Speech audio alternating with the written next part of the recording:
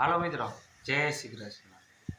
કેટલા વર્ષો બાદ આરસીબી ટીમ ફાઇનલમાં આવી ચૂકી છે અને પંજાબ ટીમ પર કમ નથી. આ વર્ષે એને પણ સારું પરફોર્મન્સ જ છે.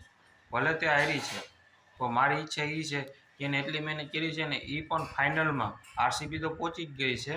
આરસીબી હારે પંજાબ કિંગ્સ પણ હોવું જોઈએ. બંને કપ અત્યાર સુધીમાં જીતી નથી તો બંનેને જીતવાની આશા રહેશે અને એમાં આરસીબી તો જીતશે.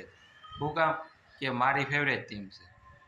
કેટલા વર્ષની મહેનત છે મિત્રો. આમાંથી એ કહેવા માગે છે તમે મહેનત કર્યા રાખો એટલે એક દી સફળતા મળે. જ્યારે આઈપીએલમાં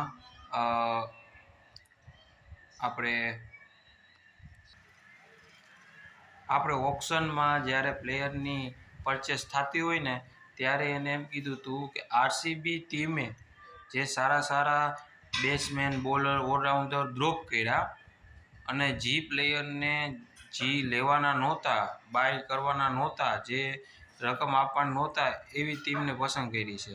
આ એ જ જે ટીમ છે એ ફાઇનલમાં છે.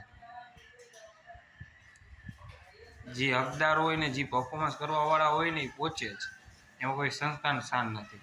એની મેનેજમેન્ટને એમ કહેવામાં આવ્યું હતું કે એ પરફેક્ટ ખેલાડી નથી પિકઅપ કરતી, એટલે દર વખતે ટીમ હારે છે, નથી પરફોર્મન્સ, પણ આ વખતે પરફેક્ટ બધું થયું છે અને આરસીબી આ વખતે ટ્રોફી પણ જીતશે.